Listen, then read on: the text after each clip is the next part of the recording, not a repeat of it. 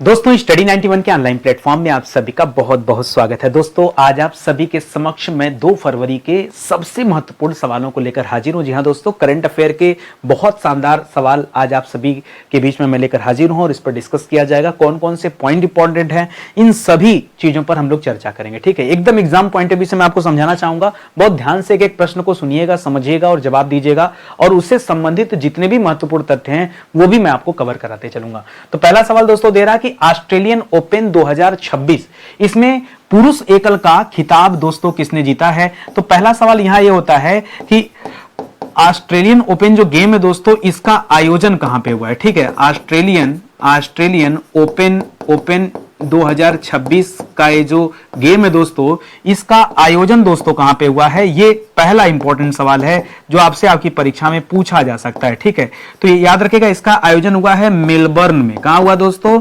Melbourne में यह game खेला जा रहा है। तो इस तरह से पहला इंपॉर्टेंट सवाल तो ही बन जाता है।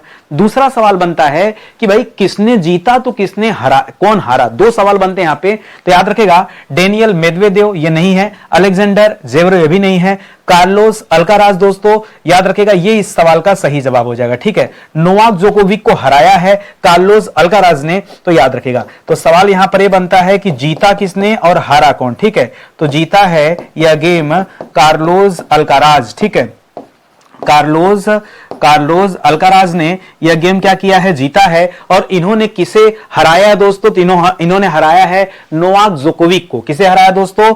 नोवाक जोकोविक को हराया है। ठीक है, हराया किसे दोस्तों? तो याद रखेंगे नोवाक जोकोविक। ठीक है, एक सवाल दोस्तों यहां पर और बनता है, वो सवाल ये बनता है कि भैया ये रहने वाले कहां के, कार्लोस जो हैं ये कहां के रहने वाले हैं? तो स्पेन के रहने वाले हैं। ठीक है, कार्लोस कहां के रहने वाले हैं? तो स्पेन के रहने वाले हैं। ठीक है, और उसी तरह से अगला सवाल आता है कि इन्होंने नोवाक जोकोविक को हराया। तो नोवाक जोकोविक दोस्तों ये कहां के रहने वाले हैं? ये सर्बिया के खिलाड़ी हैं। ठीक है, ये किस देश के खिलाड़ी हैं? ये सर्बिया के खिलाड़ी हैं। ठीक है, इतना सवाल दोस्तों आपको पता होना चाहिए। ठीक है, कल वाली क्लास में मैंने आपको बताया था महिला एकल का खिताब। ठीक है, कल वाली क्लास में मैंने आपको बताया था, इसी जैसे पुरुष एकल आप देख रहे हैं उसी तरह से ये बताया था कि महिला एकल का खिताब दोस्तों किसने जीता था। तो कल मैंने बताया था एलेना रायबाकिना के बारे में। ठीक है, एलेना रायबाकिना ये आप याद रखेंगे जो कजाकिस्तान की थी, तो उन्होंने जीता था। ठीक है, जीता था किसने? Elena Rybakina. और इन्होंने दोस्तों ये कहां की प्लेयर हैं? ये कजाकिस्तान की प्लेयर थी। ठीक है, ये कजाकिस्तान की प्लेयर थी। हराया था इन्होंने बेलारूस के प्लेयर को, आर्यना सबलेंका को। ठीक है, आर्यना सबलेंका को हराया था। तो याद रखेगा किसे हराया था? तो लिखेगा आर्यना सबलेंका को हराया था, और ये बेलारूस की थी। ठीक है, बेलारूस की थी। इतना सवाल अगर आपको पता है इससे, इसके बीच से निकाल करके, तब तो समझिए कि आप एग्जाम के लिए तैयार हैं। ठीक है, और यह वर्ष 2026 का पहला ऑस्ट्रेलियन ओपन है। ठीक है, कुल इस तरह से 4 गेम होते हैं। ये ऑस्ट्रेलियन ओपन जो है ये पहला है, ये आप याद रखेंगे। ठीक है, चलिए अपने अगले सवाल पर आते हैं। अगला सवाल दे रहा है कि विश्व वेटलैंड यानी आर्द्र भूमि दिवस ये कब मनाया जाता है। ठीक है, तो याद रखेगा ये विश्व आर्द्र भूमि दिवस कब मनाया जाता है दोस्तों, ये सवाल है।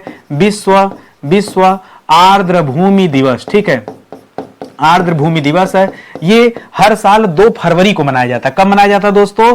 2 फरवरी को मनाया जाता है। ठीक है, 2 फरवरी को। और ये जो 5 जून दे रहा है दोस्तों, इस दिन पर्यावरण दिवस मनाया जाता है। ठीक है, इस दिन क्या मनाया जाता है? पर्यावरण दिवस मनाया जाता है, ये आप याद रखेंगे। तो यहां 2 फरवरी जो है ये आपका सही जवाब हो जाएगा। अच्छा, इतनी बात आई गई तो एक चीज और मुझे बताइए, वर्तमान में कुल स्थल कितने हैं? ठीक है, कुल रामसर स्थल। ठीक है, कुल रामसर स्थल वेटलैंड दोस्तों कितने हैं? तो भारत में पहले था 96, अब 2 नया जुड़ गया है, तो अब जो है 98 हो गया है। कितना हो गया दोस्तों? अब 98 वेटलैंड भारत में हो गए। कल वाली क्लास में मैंने 96 पढ़ाया था, 96 कुल थे। कल वाली क्लास में 2 जुड़ा है, तब जाकर ये संख्या 98 हुई है। वो 2 जुड़ा है कौन सा? एक तो पटना पक्षी अभयारण्य जुड़ा है। कौन सा जुड़ा है दोस्तों? तो याद रखेगा, एक पटना पक्षी अभयारण्य जो है दोस्तों, अभयारण्य ये आपके एटा में है। ठीक है, पटना पक्षी अभयारण्य दोस्तों कहां पर है? आपके एटा उत्तर प्रदेश में है। और एक आपका गुजरात में था जो कच्छ में था, ठीक है, जिसका नाम था छारीडाह। ठीक है, छारीडाह, ठीक है, वो आपके कच्छ में था, गुजरात में था। छारीडाह आर्द्र भूमि, ठीक है, क्षारी, क्षारी, ढाह, आर्द्र भूमि, ठीक है, आर्द्र भूमि। ये वेटलैंड जो दोस्तों ये आपके कच्छ में था और कच्छ पड़ता है दोस्तों गुजरात में, ठीक है। इसी के साथ दोस्तों एक सवाल और याद रखेगा, सबसे ज्यादा जो है रामसर भूमि किस राज्य में है, ये आपसे सवाल पूछता है, ठीक है। सर्वाधिक रामसर भूमि, ठीक है, सर्वाधिक रामसर स्थल, भूमि नहीं, सर्वाधिक रामसर स्थल, ठीक है। रामसर स्थल की बात करें तो याद रखेगा तमिलनाडु में सबसे ज्यादा रामसर स्थल है। कितना दोस्तों तमिलनाडु में? तमिलनाडु में 20 रामसर स्थल है।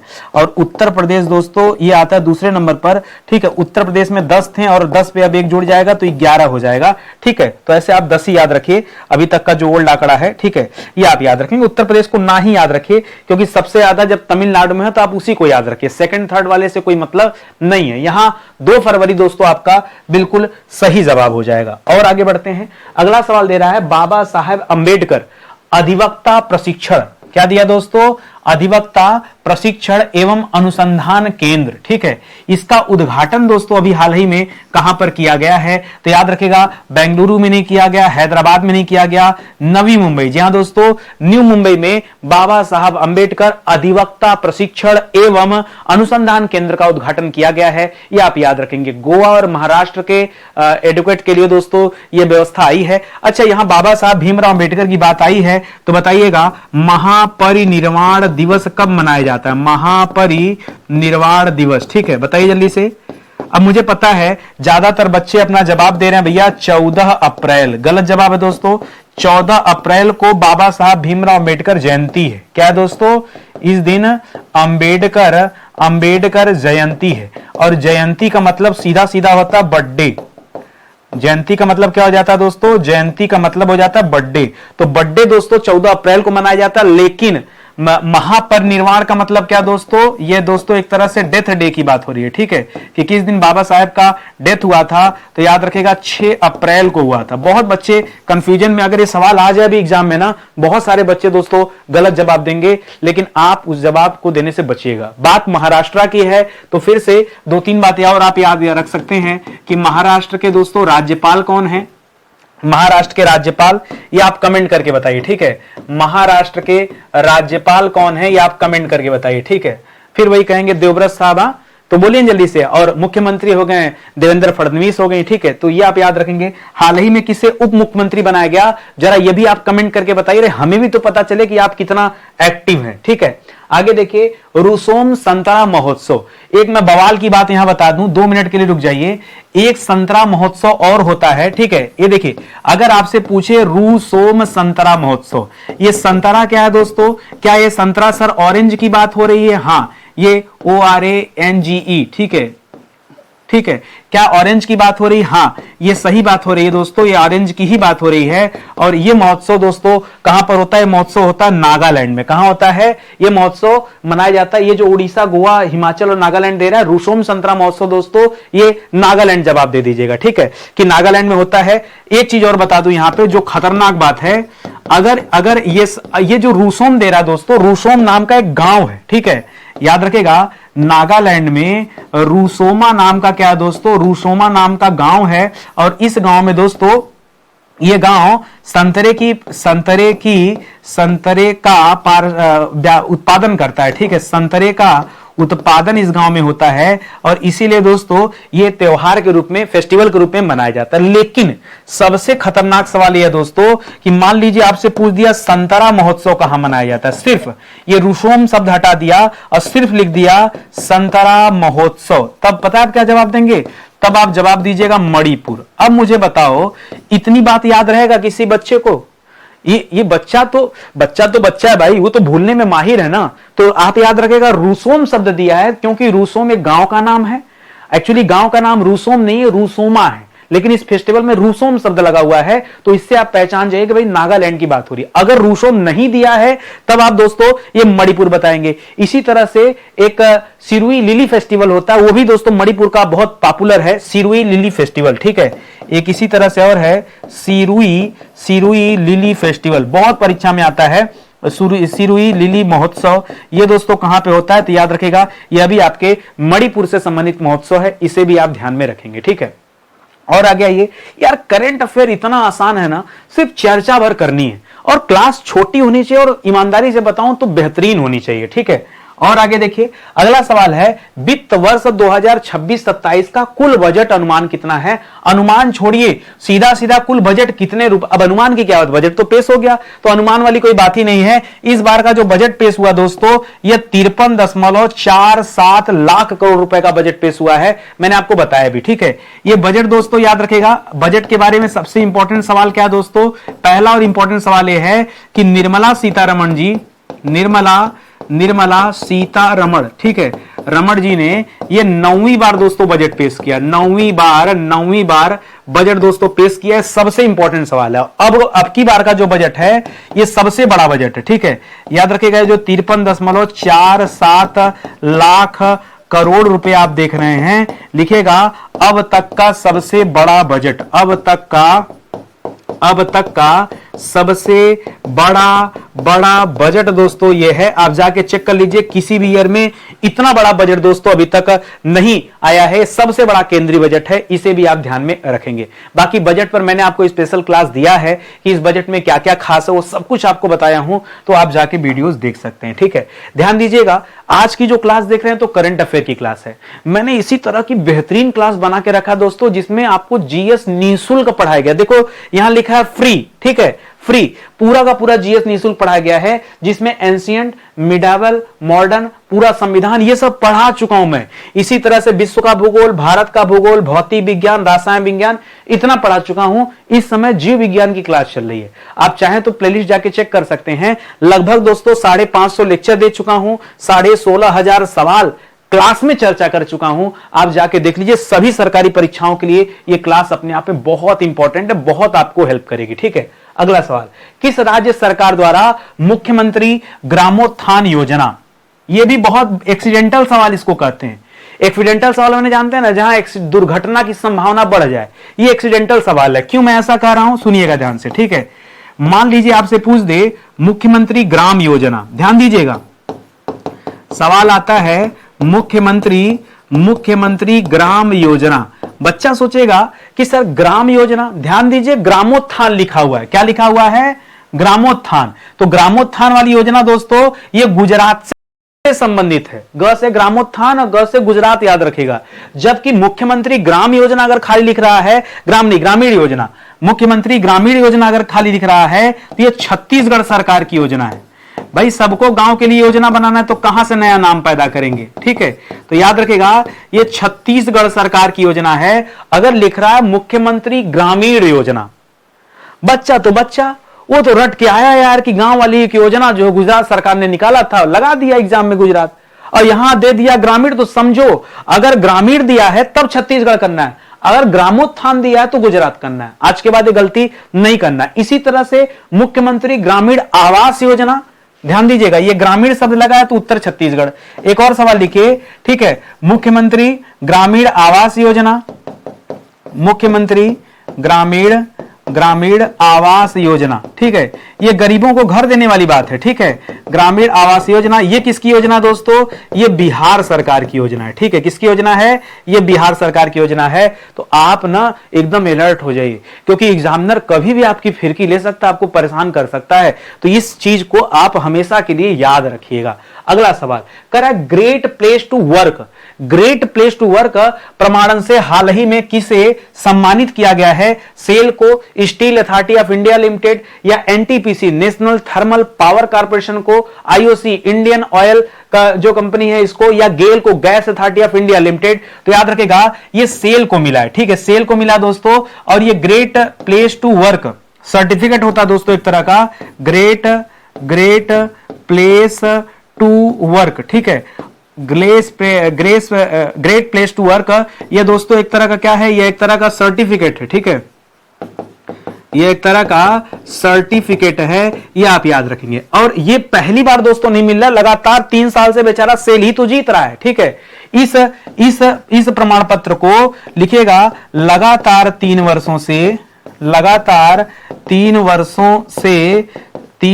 से SAIL Steel Authority of India Limited ही ही हासिल कर रहा है, ठीक है, इस प्रमाण पत्र को हासिल कर रहा है, ये आप याद रखेंगे। और ये जो सेल आप देख रहे हैं दोस्तों, यह एक महारत्न कंपनी है, ठीक है, यह क्या दोस्तों, यह महारत्न कंपनी है। चलिए एक सवाल आप मुझे बताएगा, वर्तमान में कितनी महारत्न कंपनियां हैं? एक सवाल का जवाब आप दीजिएगा कि वर्तमान में भारत में कितनी महारत्न कंपनी, मिनी रत्न कंपनी नहीं, सिर्फ महारत्न कंपनी कितनी है, यह जवाब दोस्तों आपको देना है। मेरी तरफ से सवाल आपके लिए। करा पूर्व वायु कमान के नए ऑफिस कमांडिंग इन चीफ का पदभार दोस्तों किसने ग्रहण किया है? ठीक है, पूर्वी वायु कमान का दोस्तों ये पदभार दोस्तों किसने ग्रहण किया है? ठीक है, ये आपको बताना है। करा एयर मार्शल आरके सिंह। भैया ये सीधे सीधे ना ये वायुसेना अध्यक्ष हैं आरके सिंह, ठीक है, ये वर्तमान में क्या है दोस्तों, अभी बता देता हूं आपको, ये वायुसेना अध्यक्ष हैं। तो ये तो जवाब हो नहीं सकता, क्योंकि देखिए पूर्वी पश्चिमी ऐसे हर दिशा में कमांड बने हुए हैं, ठीक है, मतलब ऑफिस बना हुआ, कमान ऑफिस बनी हुई है, ये उसमें दोस्तों चूज किया गया है। तो इनका नाम है एयर मार्शल इंद्रपाल सिंह, ठीक है, वालिया को चुना गया है। तो बाकी के ऑप्शन दोस्तों यहां गलत हो जाएंगे। आइए यहां पे जब बात आई गई है तो सीधे सीधे दोस्तों बता देते हैं वायुसेना, ठीक है, वायुसेना अध्यक्ष, ठीक है, तो वायुसेना अध्यक्ष दोस्तों। अच्छा यहां लिखा है एयर मार्शल आरके सिंह, हो सकता है एग्जाम में आरके का फुल फॉर्म दे दे और बच्चा परेशान हो जाए। अमरप्रीत सिंह नाम है, ठीक है, लिखिएगा इनका नाम क्या है, अमरप्रीत सिंह। और हमेशा इन लोगों के नाम के आगे क्या लगता है, एयर मार्शल शब्द लगता है, एयर मार्शल, ठीक है, एयर मार्शल अमरप्रीत सिंह ये वायुसेना अध्यक्ष हैं इस समय, ठीक है, एयर चीफ मार्शल बोलते हैं, एयर मार्शल मत बोलिए, इसमें एक शब्द जोड़िए चीफ, ठीक है, ये हेड है ना, तो एयर चीफ मार्शल बोलिए, ठीक है, एयर चीफ है, सबसे बड़े हैं एयर चीफ मार्शल, ठीक है, एयर चीफ मार्शल। इसी तरह से मान लीजिए आपसे आपके एग्जाम में नौसेना अध्यक्ष पूछ दे, ठीक है, इसी तरह से क्या पूछ दे, नौसेना अध्यक्ष पूछ दे कि भाई नौसेना का अध्यक्ष वर्तमान में कौन है, तब क्या बताएंगे, नौसेना के अध्यक्ष को एडमिरल बोलते हैं, दिनेश कुमार उनका नाम है, ठीक है, क्या बोलते हैं, admiral, admiral, admiral Dinesh Kumar, ठीक है, डीके, ठीक है, तो दिनेश कुमार पूरा नाम है त्रिपाठी, ठीक है, ये दिनेश कुमार त्रिपाठी जी हैं। इसी तरह से भाई दो आ गए तो तीसरा पूछ सकता भैया थल सेना का अध्यक्ष कौन है, ये भी तो पूछ सकता है, थल सेना का अध्यक्ष, ठीक है, थल सेना का अध्यक्ष तो ये कौन है, उपेंद्र जी है, कौन है, उपेंद्र दीक्षित नाम है दोस्तों, इनको जनरल बोलते हैं, ठीक है, जनरल, ठीक है, जनरल उपेंद्र दीक्षित, उपेंद्र दीक्षित। एक सवाल दोस्तों और याद रखिए यहां पे, अगर आपसे पूछ दे चीफ ऑफ डिफेंस स्टाफ, ठीक है, चीफ ऑफ डिफेंस स्टाफ, ठीक है, chief of defence staff CDS बोलते हैं, सीओडी नहीं, ठीक है, कैश ऑन डिलीवरी हो जाएगा, ठीक है, तो सीडीएस वर्तमान में दोस्तों सीडीएस कौन है दोस्तों, तो बिपिन रावत जी की मृत्यु के बाद अनिल चौहान जी को चुना गया था, तो यहां अनिल चौहान जी का नाम आप याद रखेंगे, ठीक है, अनिल चौहान जी, ठीक है, अनिल चौहान जी। तो इतना चीज दोस्तों आपके लिए इंपॉर्टेंट है, कहीं ना कहीं आपके इस प्रश्न से जुड़ा हुआ है। देखिए करंट अफेयर पढ़ने का मतलब ये नहीं है कि सिर्फ उत्तर जान लिया, प्रश्न पढ़ लिया, उत्तर जान लिया, जब तक उसके आसपास के लोग नहीं पता होंगे, उसके चाचा चाची, मम्मी पापा, बुआ फूफा, तब तक करंट अफेयर आपको याद होने वाला नहीं। मेरे साथ रहिए, मैं आपको सिखाऊंगा कैसे याद होगा, ठीक है, इसी तरह से मैं पूरे जीएस में सिखाता रहता हूं, ठीक है। संयुक्त राष्ट्र महासभा, एक्सीडेंटल सवाल, ये घाटी पे जो एक्सीडेंट होता है ना, पहाड़ पर डायरेक्ट पूरा बस पलट जाता है, ये वैसा वाला सवाल है। ये सवाल मेरे सामने आया, मेरा दिमाग चकर आ गया, और बहुत बढ़िया सवाल है। आप ईमानदारी से बताना ये सवाल इंपॉर्टेंट है कि नहीं, परीक्षा में 100% लिख लो, ये सवाल पूछा जाएगा। संयुक्त राष्ट्र महासभा ने आधिकारिक रूप से वर्ष 2026 को किस रूप में घोषित किया है? किसने? संयुक्त राष्ट्र महासभा ने। मैंने क्या किया, मैंने दोस्तों जब इस सवाल को गूगल सर्च किया, ठीक है, संयुक्त, ठीक है, कि संयुक्त राष्ट्र द्वारा 2026 के लिए किसे घोषित किया गया, तो पता उत्तर क्या मिला? उत्तर मिला कि घोषित किया गया है अंतरराष्ट्रीय पशुपालक एवं चारागाह, ठीक है, पशुपालक एवं चारागाह वर्ष, ठीक है, चारागाह वर्ष, ठीक है, ये दोस्तों घोषित किया गया, एकदम कंफर्म बता रहा हूं, ये घोषित किया गया है, ठीक है। लेकिन अगले लाइन में ध्यान दिया तो लिखा यह मिला मुझे कि भैया संयुक्त राष्ट्र ने अलग घोषित किया और संयुक्त राष्ट्र महासभा ने अपना अलग घोषित किया। आप गूगल सर्च कर लेना, आपको मिल जाएगा, ठीक है, राष्ट्र महासभा। तो अब बताओ, जो बच्चा नहीं पढ़ा होगा वो तो कोई एक ही पढ़ के जाएगा, सोचेगा यार पशु पालन और चारागाह की बात हुआ तो इसी कर दे। अब उसको क्या पता कि भैया ये संयुक्त राष्ट्र महासभा ने इन्होंने चुन लिया अंतरराष्ट्रीय महिला किसान वर्ष। बताओ इन्होंने किसे चुन लिया? अंतरराष्ट्रीय महिला किसान वर्ष, ठीक है, अंतरराष्ट्रीय महिला किसान वर्ष, महिला किसान वर्ष, समझ रहे हो? तो अब दोस्तों इस तरह की दोस्तों कहानी है, समझो। आप मुझे ईमानदारी से बता दो, बच्चा गलती क्यों ना करे?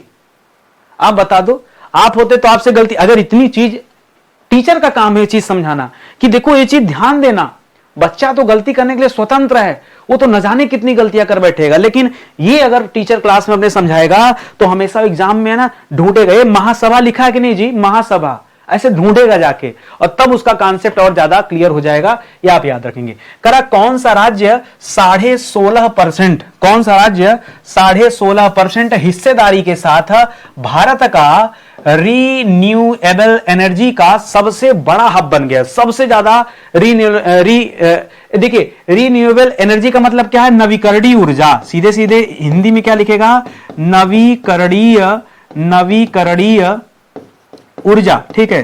तो याद रखेगा भारत में लगभग 16.5% टोटल का, ठीक है, ये किसका दोस्तों? टोटल का 16.5%, टोटल का 16.5% जो नवीकरणीय ऊर्जा का उत्पादन है, ठीक है, ये दोस्तों कौन कर रहा है? ये अकेले गुजरात कर रहा है, इतना बिजली पैदा कर दे रहा भैया, ठीक है, अकेले गुजरात। क्या बात कर रहे हैं? हाँ, राजस्थान नहीं, उत्तर प्रदेश नहीं, गुजरात सबसे ज्यादा बिजली दोस्तों कौन पैदा कर दे रहा है?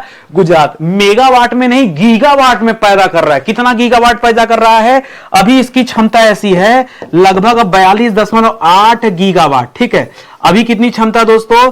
अभी की स्थिति यह है कि 42.8 गीगावाट, 8 क्या 42.5 लिखिए, राउंड फिगर में लिखेंगे तो याद रहेगा, नहीं तो उल्टा सीधा लिख देंगे तो एग्जाम टाइम में भूल ही जाएंगे, ठीक है। तो 42.5 गीगावाट दोस्तों ये पैदा कर रहा है। और लक्ष्य क्या रखा है? लक्ष्य रखा भैया 2030 कि अगले 4 साल बीतने दो, 2030 आते आते तक में हम करीब 105 गीगावाट बिजली पैदा करेंगे। ये गुजरात का लक्ष्य क्या दोस्तों? तो गुजरात ने लक्ष्य रखा है कि 2030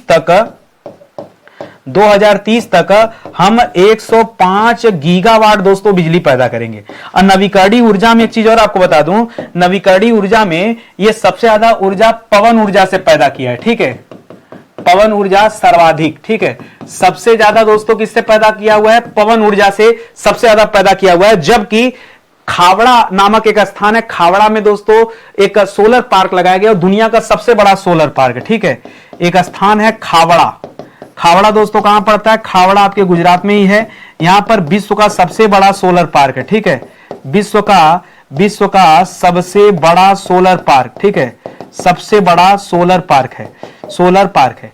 देखिए मैं क्यों समझा रहा हूं, गुजरात जो है ना ये सोलर पार्क वाले मामले में बहुत टॉप पे चल रहा है। तो अगर सवाल परीक्षा में बन जाए तो हर बच्चे के दिमाग में यार सोलर एनर्जी बनाया होगा, लेकिन देखिए इस 16.5% में सबसे ज्यादा बिजली वो पवन ऊर्जा से पैदा कर रहा है। तो कहीं ना कहीं मामला ऐसा है ना कि बच्चा गलती कर सकता है। और करंट अफेयर अब देखिए सीधा सीधा आता भी नहीं है, करंट अफेयर घुमा फिरा कर आता है, उसको इतना उलझा के दिया जाता है, वो कथन कारक बना के उल्टे सीधे तरीके से कि बच्चा फंस जाए। तो आपको क्या रखना है? याद रखना है कि करंट अफेयर में एक एक प्रश्न के रिश्तेदारों को याद रखो, उसके अगल बगल का माहौल समझ लो, माहौल समझ लोगे प्रश्न अपने आप समझ में आ जाएगा। ईमानदारी से बताना सारे सवाल सही हुए कि नहीं आपके, बहुत अच्छे से पढ़ लो, बहुत इंपॉर्टेंट श्रृंखला है। और क्लास अच्छी लगी हो तो हमारे पेड कोर्स का एक बार डेमो जरूर देखना। मैं खरीदने के लिए नहीं कह रहा हूं, मैं तो कहता हूं फ्री है डेमो क्लास हमारे। ऑनलाइन में कोई डेमो नहीं देता, डरपोक लोग हैं, ठीक है, कोई डेमो नहीं देता। आप मेरे पास है, मैंने डेमो दे रखा है। क्लास पसंद आए तो ज्वाइन कीजिए, नहीं पसंद आता है तो जहां का क्लास ज्वाइन करना वहां कीजिए। हमारे यहां कोई ऐसा बंधन नहीं कि नहीं आप नितिन सर से ही पढ़िए, क्लास अच्छी लगनी चाहिए, क्लास समझ में आना चाहिए, है कि नहीं। तो आइए साथ में जुड़िए और मेहनत से तैयारी कीजिए। ये हमारा एप्लीकेशन स्टडी 91 ऑफिशियल, इसी पे सारी क्लासेस चलती। कहीं कोई पूछना है, कुछ समझना है, कुछ नहीं समझ में आ रहा तो आप हमें नंबर पे कॉल कर सकते हैं या व्हाट्सएप से भी जुड़ सकते हैं, ठीक है। बहुत बहुत धन्यवाद आप सभी का। जय हिंद, जय Bharat, thank you so much.